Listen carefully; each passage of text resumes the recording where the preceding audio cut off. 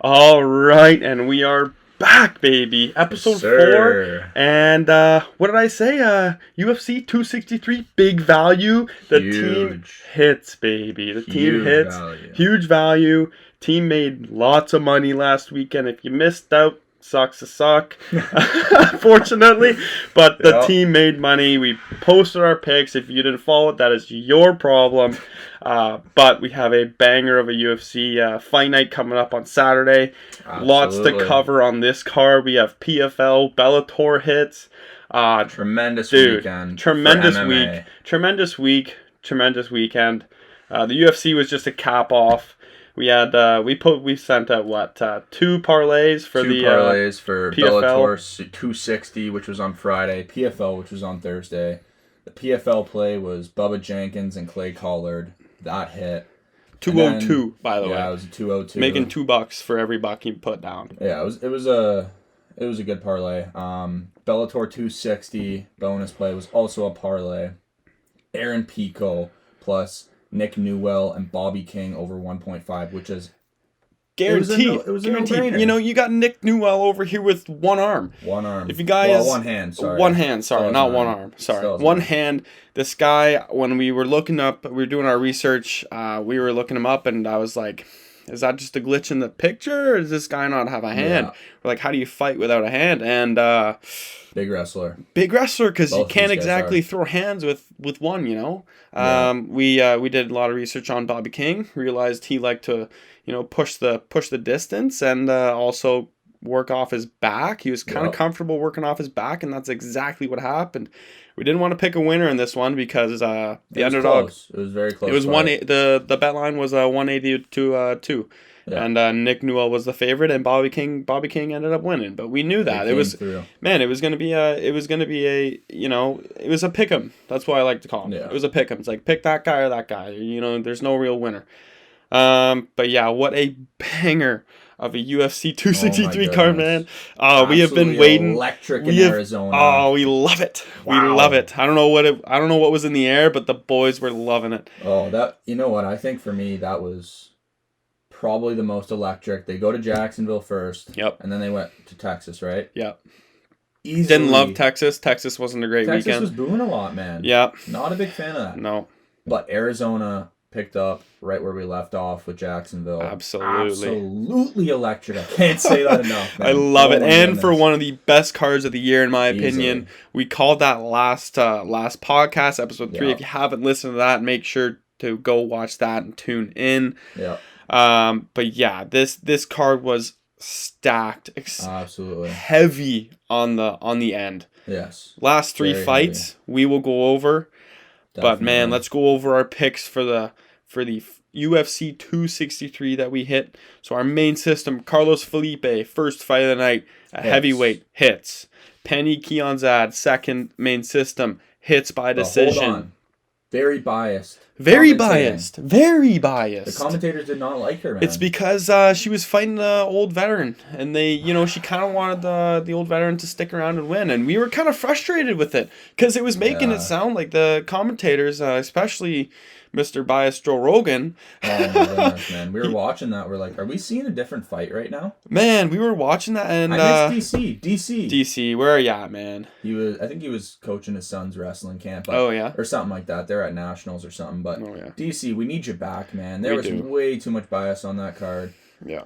It was brutal. And in the scoreline, it wasn't even close, really. It was 30-27 and by 2 judges. By 2 judges, yeah. Oh, we watched the fight. We saw that. If there was no commentating, there was no... We were no worries. We wouldn't have had any worries. But because we were listening to the commentators, we were like, man, do we have this? I was kind of nervous. I was sweating a little bit. And then as our third main, we don't hit. That's one of the 2 we didn't hit as a weekend. Joanna Calderwood loses to Murphy, which, you can't really predict that. It was a split decision. It was a split decision. Very close fight. Murphy was kind of known to win one, lose one, and not really show up when she kind of gets dominated. She showed up. She did show up. She had a great fight, and we saw Calderwood kind of take a step down in her skill level in that fight, unfortunately. Her last showing was unbelievable. Yeah, it was very impressive. It was unbelievable. We were expecting, her to piggyback off that win, but I didn't think it was that bad. No. I think she gave it her all. There's no doubt about that. It was just a good fight. Yeah. Yeah, and that's kind of that, man. Yeah. We take that off the chin. We went 2 for 3. Two so for if you three. Cashed in on the first one. You could stop. You're done. You went to the second one. Congrats, you got some bonus cash. Yeah, threes. Don't even worry about 3. Don't even worry about 3. You worry won about 3. 2 for 2. Yeah. If you win both main systems, even one, we like to just go right to our bonus underdogs or our underdog plays or our parlays or our parlays, or we often put out a bonus triple that is quite safe but has some value. Absolutely. Again, Brad Riddell, fight of the night, second underdog hits, bonus underdog Brendan, the new champ, Moreno. Yes, hits. Huge play. And we caught him at first Mexican champ. Oh, I love it. I'm so hyped for that guy. Goodness. That guy is going to be probably the nicest champ in the UFC, I think. He's going to be a huge star. Absolutely. Man. If he can keep rattling off wins, they're talking about the rematch with Figueiredo already. I don't love it, man. It's already happened. It's happened twice. It's happened. He went the distance. The first time he felt him out, he got together a proper game plan. And he dominated him. From the very first round. And 2 tough weight cuts for Figueiredo. Yeah. Move up weight classes. I know he was going to talk about it with his team. Yeah. It's a good look. In my opinion, that's a very good look. Get up to 135, man. You're struggling to make 125. You're making it with a minute left. Hey, Fight's 40 seconds. 40 seconds to make weight, and this guy almost stumbling up the stairs to get to the scale. Yeah, it almost looked like he fell when he got off the scale. And we were watching it live, and that is the second we put down money on Brendan Moreno. That was the deciding factor. Yeah, we're like, that's our bonus underdog. Yeah, absolutely. Let's put it in. We were already loving Moreno as a bonus underdog, 100%. but that sealed the deal. That was a no-brainer. We were like 70-30, and it made us 90-10. 100%. Again, parlay hits. That was Bilal Muhammad plus Joanna Calderwood and Lauren Murphy. So that was our third main system, but it was only over 1.5 rounds. Yeah. That doubled to a 1-7. So again, good payout. And then our bonus triple was Bilal Muhammad, Joanna Calderwood. Again, our same as our parlay, but with the addition of Moreno and Figueiredo over 1.5, which was close, but still hit and at a 239. Good value. Good value. Very good value. Don't miss out on this free money, boys. We're doing this, man. You can look at our Instagram. The proof is in the pudding. We post our picks before, so you can tell we're not capping on it. Mm-hmm. It's very easy, but completely off topic. I know you're not a Tim's guy. Right? So I pull up to Tim's today. I'm not a Tim's guy. I know, I had to tell you this. I pull up to Tim's today, man. I haven't been to Tim's in a while. You do the Yeah, of course. But that's after. But all right. I pull up to Tim's and I'm like, hey, you guys got that fruity explosion, right? It's my favorite muffin. I haven't had it in a year because I went to school. Mm-hmm. No Tim's there. And they're like, we don't sell that anymore. What? Yeah, so I'm stunned. Like, I picked it up for my coworker a couple weeks ago. Apparently they stopped. Really? Yeah, so I pull up to the window. I'm like, so what's the deal? Like, are you guys out? And they're like, no, like, we don't carry that anymore. And then I talked to my dad. I'm like, Dad, have you been getting the fruity explosion lately? And he's like, Bill. Bill. And he's like, no, they stopped selling it a couple weeks ago. So very upset at Tim's. I know you're not a big Tim's guy. I had to bring that Just up. ruin the day, eh? Dude, I won't say it ruined the day. I'm glad that after a couple days removed, we're sitting down here. So absolutely. This is making my day. But that definitely, it was a dig, man. It was. I was like, I woke up at 6 this morning. I worked for a couple hours, and then I'm like, man. It's like, man, all I want is a muffin. I wanted a nice muffin from Tim's and a double-double, and they're like, we don't got that. And I was like, man. Makes the morning. If you guys, for those of you who don't wake up at 6 a.m. or 5:30 a.m., like the both of us to start work, it makes the day around, 7:30, 8 when your stomach's empty and you're hauling. Yeah, man. Like, I was so I can't get over it. I had to bring it up. Still upset, eh? Man, I was. That's funny, man. Straight dagger. But another thing, quickly. Ariel Helwani, it's his last day at ESPN. Yeah, talk about daggers. I love listening to that guy. He's, easily one of my favorite broadcasters, whatever you really want to call him. Yeah. I know he does the NBA. He's, followed the UFC for so many years. Ever since he was a kid. He had a dream of doing what he does today. Exactly. And today was his last day at ESPN. Yeah, unfortunately. Completely, apparently, his choice. But yeah. Don't know where he's going.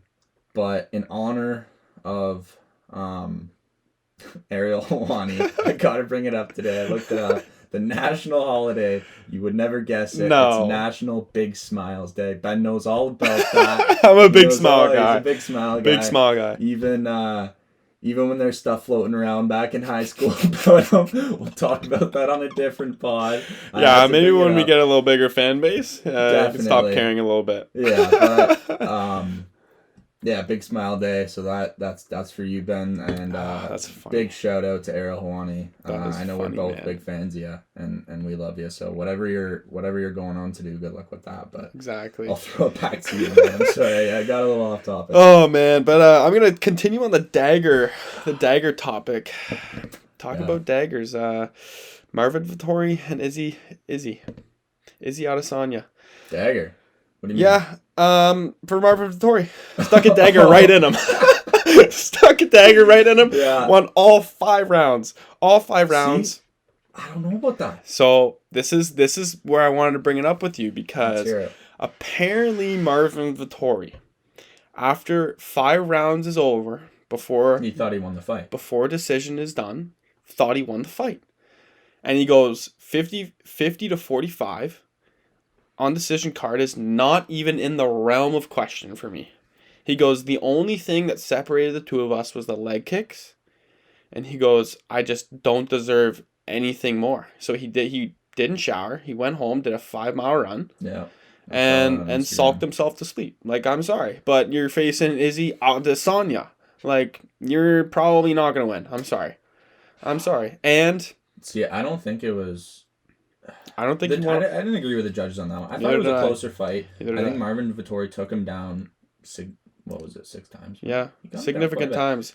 Enough amount. It was reversed. Like, Izzy, absolute masterclass. But Marvin Vettori was not that outclassed, in my opinion. It wasn't 27 years old. Yeah, that's he's what only I'm saying. going to get better. Yeah. Izzy good for Marvin. Good for Marvin. From it. He went 5 complete rounds with an Izzy who was in his prime. Absolutely. Izzy is in his prime. And this is the only championship bout that was not finished this year in 2021. Yeah. Izzy couldn't get it done. Everyone else got it done. All the other champs, all the other and new and stills got it done. No one went the distance. Izzy did not get it done. Izzy went the distance. 25 minutes. And he got Costa. You know, you look at Vettori and Paulo Costa, and you can compare them to. They're like, kind of meatheads, juice sticks, whatever you want to call them. But, but guy went 5 rounds with Vettori and 1.5 with Paulo. So, in my eyes, it's a good look for Vettori, and it's a very good look for Vettori. It's a good look for his future. Did he have a lot of fun with that fight? I think absolutely. So. Did he troll him during the fight? Absolutely. Slapped his butt. He couldn't finish him though. Nope. I heard people, he wanted to drag the fight out. He wanted to... No. He would have finished him. He wanted to put him away. Izzy wants to retain that title and his belt. As quickly as possible. Oh. He wants it to Paulo. Yes. But because he hated Paulo. He does not like Paulo. Didn't like Vettori either. Couldn't put him away. That's a win for Vettori. It's a win for Vettori. In my eyes. In my eyes, it's a big win for Vettori. Yeah, absolutely. So, what's next for Izzy? What do we see? Who do we see him fighting? Rob, man. That's what I'm saying. Who else? Bro, people are tweeting about Paulo Costa too. I'm like, are you kidding me? This guy can't get off the juice. Like you said. Yeah, like you said. Talking about, man. Gotta get the proper cycle. Gotta get the proper cycle. He's gotta get the timing down so he doesn't pop. Exactly. That's why I believe he pulled out of that fight against Cannonier. Yeah, it was a good look on your part. You called it last week in episode 3, and you kind of stunned me. I didn't think about that, and I was like, you know what? It's not a bad look. This guy's cycle probably wasn't aligned. The fight was kind of announced. Dose was off. Timing was off. Fight was announced. He said he didn't sign. Who knows? Maybe the UFC's trying to protect him a little bit. They're making this pay thing. I think he makes some money, man. I think he makes some money. He was an undefeated fighter going in to fight sponsorships Izzy. and endorsements. He makes some money. He makes money, man. Let's get real here. To fight, bro, that's your job. Like, you're in the UFC. Like, if you're saying you're not getting paid enough, okay, like, John Jones is the only one allowed to do that right now. For real. Like, come on. Like, John Jones is the only one. The only one. Did you see John's tweet? Yeah, I did. That was lethal. And then do you see Ngannou come out after him? He's like, yeah, I think I might not fight until I get a proper pay cut. Well, he wants to fight John. Exactly. That's the fight he wants. That's the fight he wants. He doesn't want to fight Derek Lewis. He knows he can put him to sleep. Or he might get put to sleep. No, bro. I don't see that happening. I don't know. There's such a height difference there. And the reach difference. I think Ngannou in the ring is going to tower over that man. Did Derek Lewis not win the first fight? But am I tweaking right now? Did Lewis, Derek Lewis not win the first fight between Francis and Ngannou? Derek Lewis has been in jail. Come on. Where do you think he learned how to fight? Come on. He was in jail for 5 years, I'm pretty sure. Yes. He was armed he was in jail for a while. For armed robbery, and then he got sentenced to a year, and then on probation. He served a year, went on probation, and broke probation doing the same thing. Wow, he's a savage, man. He got put in for another 4 or 5 years. He's a savage. Huh? He's okay. Oh, yeah. Did you see him? I saw a tweet about him this a couple weeks ago, but someone tried to break into his car. Derek Lewis won the first fight between Francis and Ngannou. I had to pull that up. Yeah, he did. Yes, he did, by decision. Wow. 3-round fight. But back in 2018. Exactly. 2018 is a completely different Ngannou that we saw. Exactly what we saw against doubled his in first. Strikes, though. Significant strikes, doubled in strikes. Wow.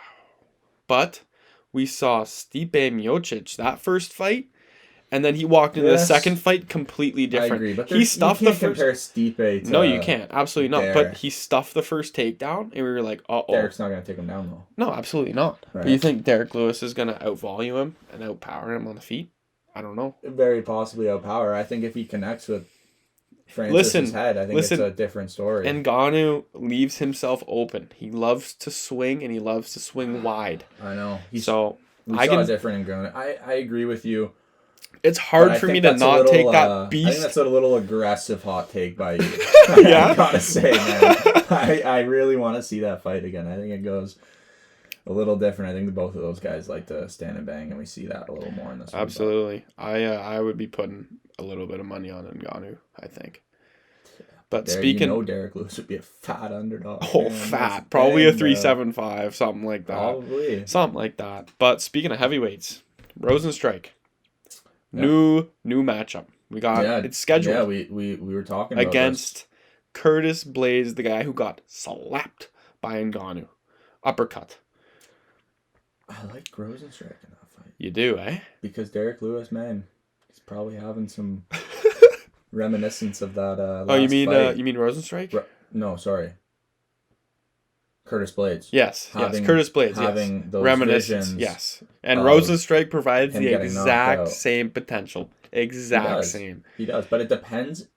Again, it's the same thing as Derek Lewis. Can he get him on the ground? If Curtis Blaydes gets Rosenstrike on the ground, it's a wrap. Yes, absolutely. It's a wrap. I don't think it goes in a 3-round bout. Get back up. No, in a 3-round bout, no way. If he can take him down multiple times, it's over. It's over. And that's why I'm scared for Rosenstrike.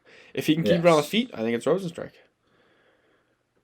That's an in-play bet type. It is an in-play bet. We do a lot of in-play bets. If you guys don't know, before we even started this, is how we started. The in-play bets. We'd watch a minute. We'd watch the walkouts, and we'd be like, "All right, we'll throw." All right, this guy looks good. Yeah, and what? Oh my goodness, that was a long time. Think about a year and a bit ago. Yeah, how far it's been. We were FaceTiming each other at school and just being like, "All right, minute's done." You guys want to know a fun fact? Me and this kid have never disagreed. For the most part, I don't think we've disagreed on a pick yet. No, ever. And if we do, I mean, we've disagreed when we're looking at cards, but not during the fights. Not during fights. But when we're looking at cards, we just stay away from them. If we disagree, we're like, okay, it's too close of a fight. Exactly. And then we wait and see. It's usually, a battle. Exactly. But speaking of a battle, we got the first co-main 5-rounder that just happened. That was lethal, man. Leon Edwards and Nate Diaz. Oh my goodness. Oh my God. How exciting was that fight to watch? Dude, I think Nate Diaz is a bigger star than from when he used to, or not when he did fight Conor both the first and second time. He's a bigger star now. Yes. And he's 36, man. He's old. Bro, he's not a young gun anymore. He's been cut. He's been in the UFC. He has been hurt and cut up, and we knew. We were like, man, if Nate Diaz can survive the first 2.5 to 3 rounds and not get cut or bloodied, we love him. We love him in the late in the 4 round, late 5 round, and look what happened. 45 seconds left. Yep. And he caught him with a nasty hook. He did. He slapped him and then he crossed over with I think it was an overhand left. Left. Yeah, it was overhand left. Yeah, slap with the right. Yeah. And right before that, I was rewatching it. Yeah. Nate Diaz says, "Come on." He points to the octagon and says, "Let's go. Don't stop backing up." Yeah. And Leon Edwards goes like this. He goes right, left hook. Next thing you know, he's wobbled. Yeah. I love that, man. The thing is, though, I keep seeing Instagram, Twitter talk about if Nate Diaz didn't point, he could have got it done. If he rushed him, he could have got it done. Listen, guys, I rewatched that fight because Wheats was pouring the Jaeger heavy. Okay. Shout out to Wheats. Shout out to Wheats. Wheats was pouring the Jaeger heavy. Oh yeah. I think it was my first time having Jaeger. Wow. It was deadly. It was blurry. It was a good fight though. I did remember the most parts, but what I did not remember was how lethal Leon Edwards' kicks were. And when I rewatched it, I'm like, Nate couldn't even move forward. No. He hobbled forward. Yes. When he pointed at him, if you look at his left, I think it was his left knee. Yeah, whatever. Yes, left knee. I think it was his left knee. Maybe his right, but don't quote me on that. I think it was his left knee. Not a huge deal. Not a huge deal. It almost wobbled after he hit him. He tried to step forward as if he was going to move forward. It wobbled, then he pointed at him. Absolutely. He could not have moved forward any faster, guys. Mm-mm. Leon Edwards did a good job of recovering, getting back to the fence, because he knew Nate was not going to be able to jump him and get on him and finish that fight. He knew he was chopping that leg. He was chopping that leg. Absolutely. The fight was a wrap. It didn't matter. Leon Edwards could have pulled guard. The fight was a wrap. The fight was a wrap. Matter. He had won every round. It would have had to be a one punch knockout. Out cold. Yes. That to me was like, everyone keeps saying, "Oh, Nate could have finished. He could have won that fight." No. He lost 24 minutes of that fight. Yes, absolutely. It was tough to watch as a Nate Diaz fan. And whoever tweeted, I saw this before. They said you better have a couple drinks in you if you're a Nate Diaz fan. Thank God I did. Thank God you did, because it was tough to watch. It was hard to watch. It was tough to watch. I actually ended up missing that part. I had to go back and rewatch it because I left. I was like, man. You were mad. I was upset. Nate's one of my I'm one of Nate's biggest fans. Yeah, I mean, the guy's Nate Diaz. He's ultimately somewhat of the face of UFC. Yes, and also his brother. Especially now. Him and his brother, they're probably the biggest stars. After fighting Conor McGregor twice. After finishing Conor on 11 days notice. Don't even get me started, 11 days brother. notice. Don't get me started. Flattening him out and rear naked choke. God. Getting that guy to tap. The second fight. Very close decision in my opinion. Yeah. I think it was a split. I don't even remember now, but I remember it was too long ago. Yeah, very close fight. Yeah, but there's a lot of controversy. Sorry, you wanted to say something. I did. Okay, go ahead. The storyline's been Nate, but let's not forget Leon is on a 9-fight win streak now. Yeah, I know. Is it 9 or 10? 9. 9-fight win streak. They're giving Colby a title shot after he beat T. Wood, man. After he beat T. Wood, who's now fighting... It's Leon, bro. Leon's Disney boy. Number one. Leon is number one. Leon is number one in my It's opinion. not even a doubt, but my issue is that fight against Usman, or between Usman and Covington... was close. Was already mutually been decided between Dana White and Colby Covington and Usman. Like, between those three, I'm pretty sure... I just don't like him, man. I don't like it. He hasn't earned it. He doesn't deserve it. But... I think book Covington Masvidal. Everyone's like, oh, Leon Masvidal. No, Leon, wait on the sidelines, bro. Put Covington Masvidal. Do you want to know why? Because those guys hate each other. They used to be best friends, apparently. They used to spar together. They used to be best friends, man. They used to corner each other. Yeah. They were in each other's corners. Absolutely. And now they can't stand each other. Why are we talking about Leon versus freaking Masvidal? What is going on? That's not the fight to make. It's not the fight to make. At all. Let Leon sit on the sidelines. Yes. You get the next title shot, bro. Yes. You've done enough. Yes, absolutely. You've beat some, good competition. You're on a fat win streak. He almost, the win streak is very reminiscent to me of Charles Oliveira. Yep. In that sense, where this guy's like, hey, he's done enough. How many more times? And listen to this. Longest welterweight streaks in UFC history. I know. It goes Kamaru Usman, GSP, and then Leon Edwards at 9. Man, doesn't it go 10 and then 12 or 10 and 11? So it goes Kamaru's at 12. Yeah. GSP is at 10 or 11. Yeah. Leon at 9. But like, what is this? Like, I watched the post-fight presser with Dana, this is my and I'm issue. Just like, man, like, how do you not secure, like, hey, Leon does not need to fight. No. Like, this is a done deal. He battered Nate Diaz over 24 minutes. Whatever. He got caught, man. Whatever. He got caught. He recovered well. Fine. He's fine after the fight. It's not like he's got a bad cut or he's conked. It wasn't brutal. No, it wasn't brutal. It's not bad at all. And for me, it's just like, it comes back to the point where, like, Dana White is just there to market the UFC. Yeah, Leon Edwards, not a big name, especially MMA. Not in North America. He is going to put together bouts that is going to sell the most amount of pay-per-views in the USA. In the US, because they're open, man. They're open. They're open for business. He wants the stadium to be packed. He wants to break records with gates, and he did that in Arizona. He did that. In Glendale, that broke records. Yep. That broke the record by, I think, 1.5 million for the biggest gate they've ever sold in that arena. And they were there. Like, that's Izzy and Vettori were on the card that was there last time. Yep.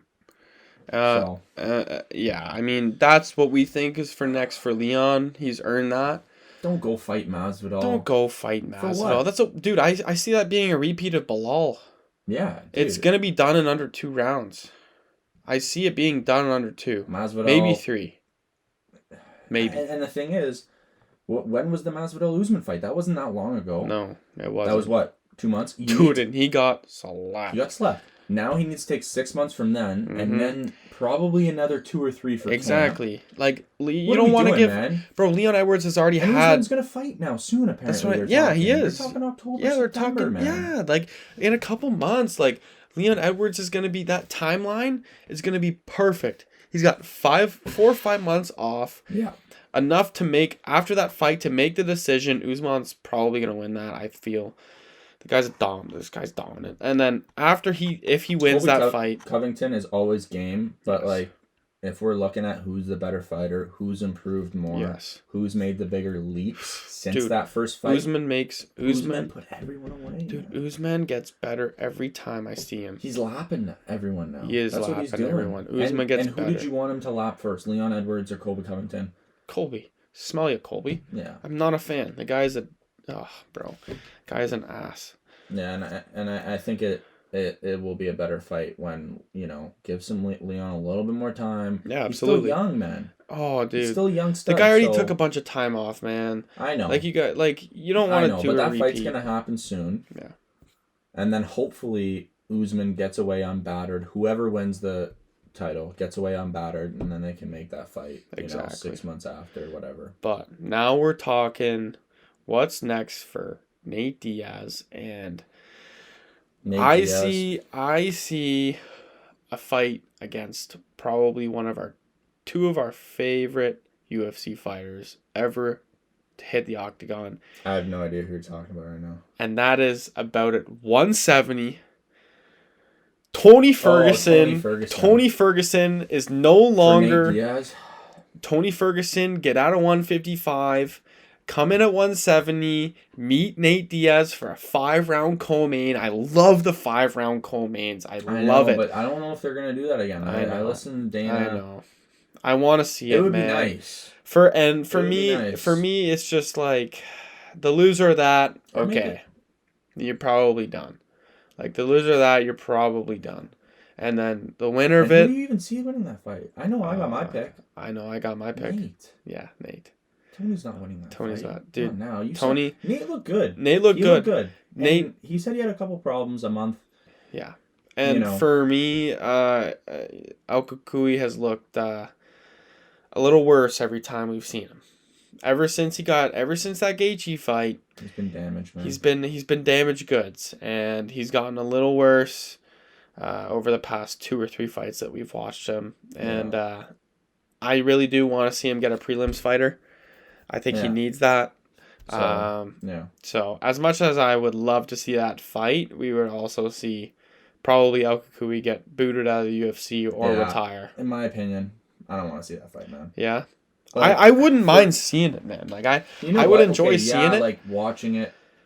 But, man, sure. Like, would you rather watch him lose to a prelims fighter? No. Because that's potential. This is my thing here. So, Nate Diaz, you proved you're still relevant. You're one of the biggest stars. Conor McGregor loses to Poirier. Yep. You make that trilogy. Ooh. I see where you're going with this. Say Conor goes and wins that fight. Mm-hmm. That's off the table. Mm-hmm. BMF title back on the line. No. Come on. Really? Jorge Masvidal, Nate Diaz too. Dude, you can't give BMF to Jorge. You can't. He has it right now. I know and he hasn't put it on the line for 2 years. Let's go. Nate Diaz wants to stay active. I like that. So I didn't think of that. I forgot about the BMF because it's been inactive. I'm surprised. I haven't seen a lot of like posts or about BMF. Tweets, nothing about the BMF. Bro, you can't make a belt for a one fight title and be like, here you go, you can keep it forever. And like, he doesn't even put it on the line. Yeah, come on. And they're putting it on the side of the ring when he's fighting. It's a joke, man. It is a joke. Like, it's not on the line, dude. It is like, a joke. You just said, oh, Usman's not a BMF. It's not on the line. Well, yeah. Are you really a BMF? You just got slapped by Usman. If you're the BMF, you're willing to fight whoever. Whenever, whenever, on the streets, in the octagon, who cares? Let's make it happen. Let's make it happen. So those are my 2 fights. I like that. Looking at Brad Riddell cashing in on our underdog Cashing in on underdog. And fight of the night. Yeah. Cash is in big, 50K. Yeah. No, that was spectacular. Brad Riddell, you cashed on your underdog. I hope you bet on yourself. That was deadly, man. As a fighter? As a fighter, he'd probably bet on himself. That's a good look. Brad Riddell, Cash's underdog play, fight of the night. Who do you want to see him fight? Because I know who I want to see him fight.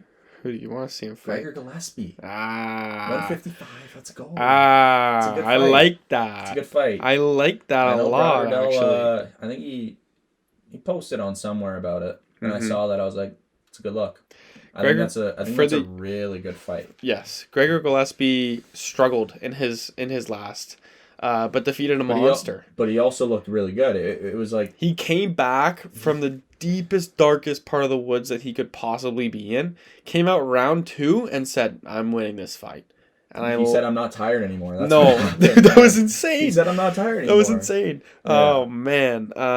But yeah, I actually do love that fight. And I love that matchup because it's kind of a guy it's a striker versus wrestler. Yeah. And if Brad Riddell can defend those takedowns, I think he gets another win under his belt and puts himself higher in the UFC rankings. Yeah, no, it's a good look. Either of those guys. Either of them. I think whoever gets the win there it's big for them. Yes. Like Brad Riddell looked fantastic. Oh, absolutely. Gregor Gillespie has taken some time off. He finally got another win. Yep. After a while. Short notice too. His opponent walked out on short notice and then he got beast. Yeah. Within 2 weeks. Yeah, he weighed in overweight. Oh my goodness. That was scary. You saw it in the cage, you're like, this is bad. Oh yeah. There was probably an 18-pound difference. 15 to 18 pound in the difference. Cage, absolutely. I was scared for Gillespie. I'm like, man, this guy's chin, like, yes, I know. He's taking the time off. Oh yeah, this is who you're. He's a little slower, carrying a little more weight. He got it done though. He did, dude. We were like, no way he survives round 2. Guy came out round 2, dominated. Yeah, finished him, and we were like, oh, that was beautiful. No one, I don't think anyone saw it coming ever. After the first round, not at all. No, the betting lines were crazy. If you looked at the betting lines for that fight after that first round, we saw them. He was at a 5, and absolutely he got it done. He did. Similar to the new lightweight champ, the king of the lightweights, Charles Oliveira. Very similar. Yeah. But before I forget, Bellator, Yaroslav. Oh yeah. Amasov smothers Douglas Lima over 5 rounds. Won every round. Dominated him. I know you. I didn't get to watch it. You're being a little bit of a casual. I couldn't find a stream, man. YouTube, brother. I didn't. YouTube, I know. If you guys didn't know, apparently I didn't know. All on YouTube, guys. Their main card, their prelims. It's all on YouTube. They're 2 different streams, but if you go to the Bellator channel, it's all on there. Yaroslav is an absolute monster. He's undefeated. Very reminiscent. Yeah, you sent me him 2 weeks ago. Yeah, I sent him 2 underdog, like, I clicked on his man. I'm like, it's a good look. I clicked on his Sherdog and I saw 24, 25 and 0, and I'm like, Now 26. How is an undefeated fighter an underdog? And a moderate underdog. I'm not sure what the betting line was at. I can't remember, it wasn't a close betting line. He was at a 225. That's not close for you guys listening. It dropped down to a 205. But catch him at good odds. Obviously, when the fight started, it went down even more. But yeah, absolute domination. That was beautiful. And before I forget again, I'm going to keep doing this. PFL recap. Clarissa Shields is the greatest woman of all time. Okay, I almost texted you about this because when we were putting together our parlay for that event, I can't remember. Someone got canceled short notice. It's a weird Islamic name or Russian name. Ismailov or something like that. Got canceled and he was a lock. And we were trying to find someone to pair our other part of our parlay. We went with Clay Collard. Which was, oh my god, what a risky fight, dude. That was so close. But Clay Collard got it done. Clay Collard got it done. Secured the parlay. But speaking about Clarissa Shields, I was looking at her, and the only reason I didn't tell you about her because it was her first MMA fight. Yeah, it was her first fight. She hasn't proved it in the octagon for me, and for me to put my money on, and for me to send out to you guys a parlay that has to be a lock. It's just not going to be a girl. She lost the first 2 rounds, man. It was a scary first round. She almost got finished. I remember that. It was scary, but she got it done. Her ground game. Listen, she's got a lot to work on. Yeah, but she came. If you guys don't know, Clarissa Shields, Olympic gold medalist boxer, two-time Olympic gold medalist, exactly, 4-division weight champ in boxing, questionably the greatest woman of all time. Mm-hmm. If she can keep this going in MMA, wow, she will be a star. I'm so excited. I hope she can make the transition to the UFC. She'll be a lock, bro. I really want to see her. Dude, she's a great boxer. Yeah, she's really impressive. Loved seeing that for her. That's unbelievable, man. I do see. So, dude, that was awesome. For me, I had to bring that up. Absolutely. I forgot about that fight because for me, I knew she was a lock on the feet. Come on. Yeah, on the feet, but the thing on the 4-time, the fight was not on the feet. It wasn't. I figured that was going to happen. I know, because she was facing a grappler. She was facing a grappler, and for me, her ground game needs a lot of work still, and her ground and pound needs a lot of work still. But she's got the biggest part of the game on lockdown.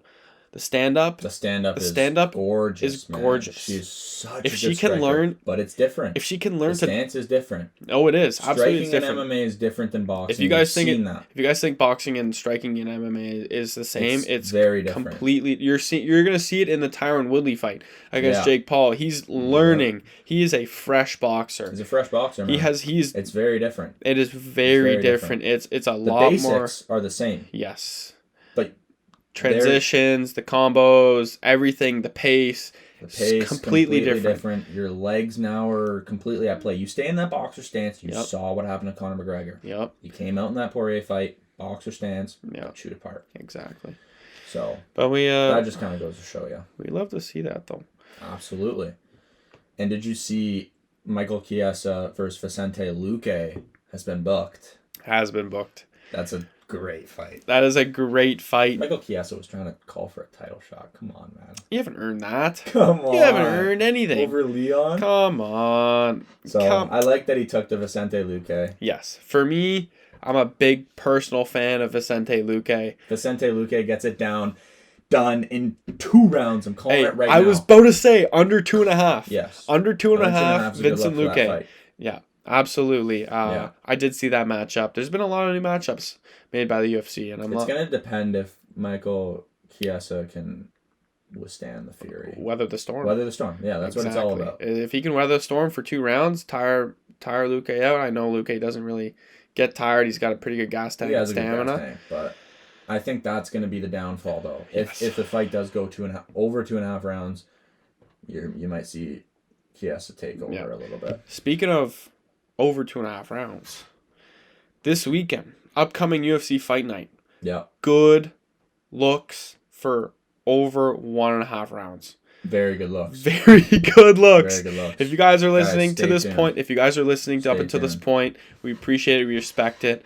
You guys will be getting a little bit more secrets, but over round and a half for this weekend is looking unreal. And if you guys haven't noticed from our Proper MMA Investing Instagram page, we love the 1.5, over 1.5. Yeah, and there's been a lot of good value lately, so I'm interested to see what, like, you know, we've done a lot of research for this weekend. They don't release the 1.5s until Thursday.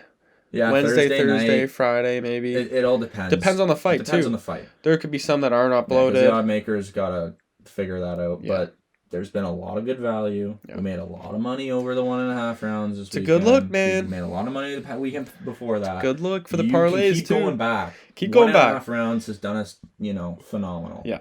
So 3-0 in parlays, baby. 3-0 in parlays. 3-0 main systems. No more losing. No more losing. We can hit that 10-0 mark. That's our goal right now. Yeah, that's it, man. We've already technically hit it. Yes. But, like, officially posting our picks. Officially, yeah. So that'll be, when we hit 10-0, that'll actually be 21-0. Yeah. When you think about it. It's a big play. It's a huge play. It's a huge play. Stay tuned. Hopefully you guys bet with us and trust us enough. Yeah. If you guys don't, proof's in the pudding. Just message us, man. We will tell you why we think a certain fight's going to go a certain we will break way. it down. If you don't know fighting, we will try to explain it to you. Also, if you guys don't know how free money. It's free money, man. If you guys don't know how our betting page looks, the stuff we post, the 1 units, 2 units, 3 units, whatever. The MS, we've already had a couple guys, the MS being like, I don't really understand this. Can you kind of explain this to me, the proper way to do it?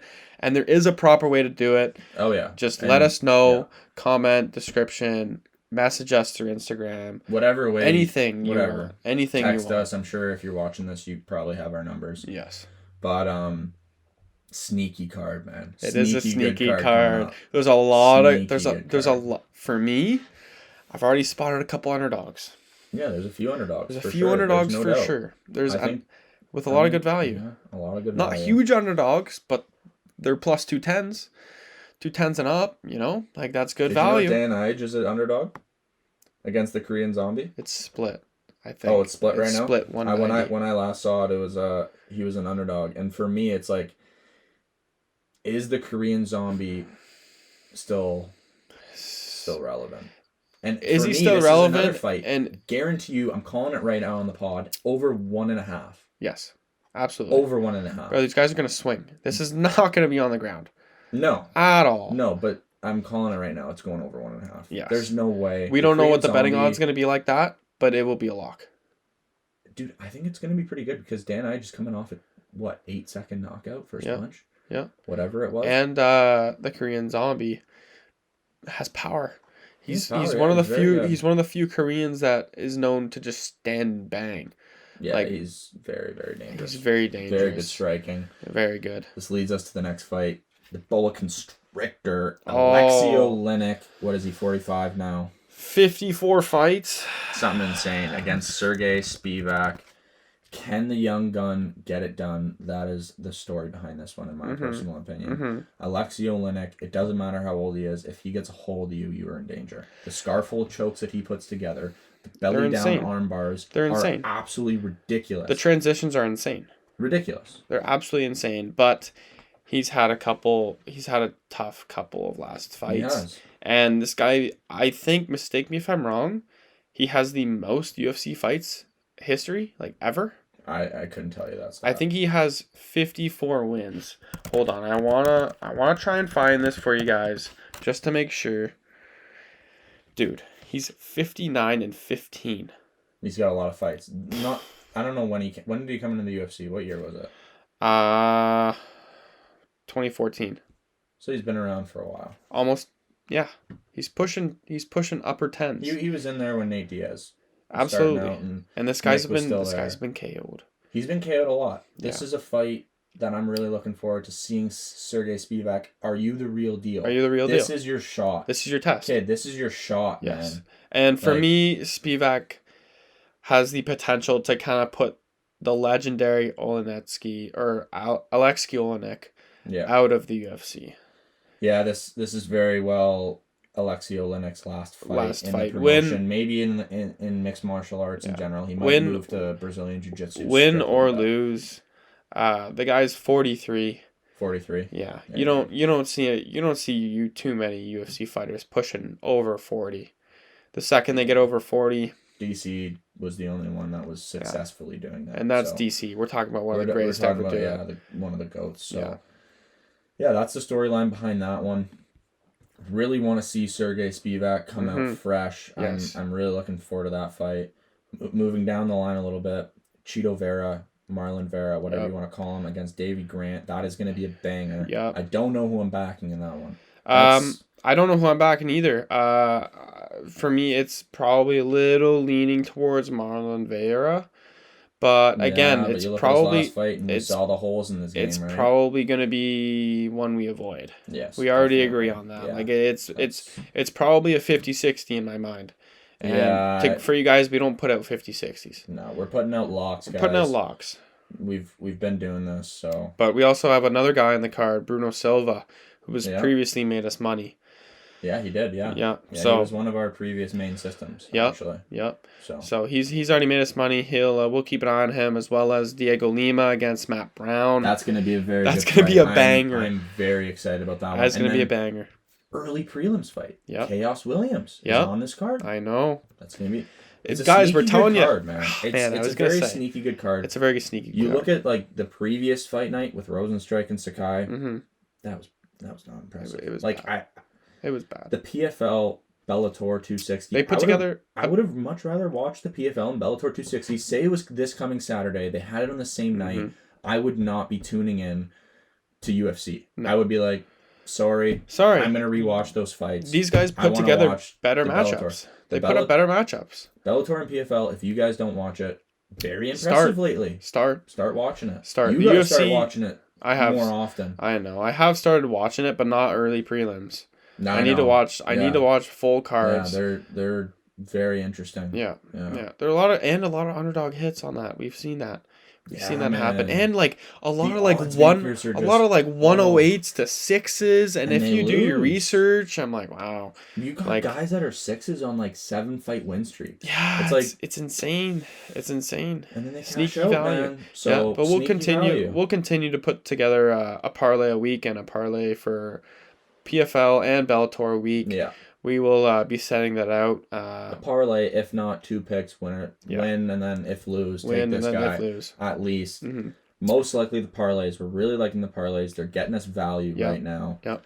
We've been able to read the Bellator PFL quite well. Mm-hmm. I mean, there's a lot of tape on it. Yep. It's good stuff. But, yeah. Boys, stay tuned. Stay tuned. We're going to be back next week after we cover this card. Sure. Don't miss out on free value. There's a lot of value on this card. It's a sneaky weekend. Check out Proper MMA Investing. Guys, I know a couple of you followed it. Lock those bets in. Like, we went 8 for 10 this weekend. Yep. I mean, really, in my personal opinion, 8 for 8 on every secured play. Yeah. Both lost. The 2 we lost were both decisions by split. Yes. Yes. No, Chase Hooper was not. Let's get real. He's 21. He's 21. He's probably the weirdest fighter I've ever seen. He's the weirdest fighter. It's hard not to back him because he gets weird stuff done. Like he gets beat up and then he locks it in. We agreed about this because we saw this fight being completely on the ground. Yeah. Both of these dudes loved. Even Steven Peterson loves to just go straight to the ground, and we saw him locking up something sneaky from the back. And he looked for that heel hook a bunch of times. Almost had it, and that's why we put him as an underdog. That's why we put him as an underdog. That's exactly why. If you guys haven't seen that fight and know what we're talking about, you guys can go rewatch that. Chase Hooper against Steven Peterson. Great fight on the ground. Interesting. Probably, very interesting. Like even my girlfriend, she doesn't watch fighting. Yeah. She said that was one of the weirdest fights she's ever seen. Absolutely. So. Definitely go check that out. But thanks again, guys, for tuning in. Exactly. It means a lot. Like, subscribe, do the thing. And we appreciate it. And we'll see you guys next week after UFC Fight Night Vegas 29. Let's eat, baby. Let's eat.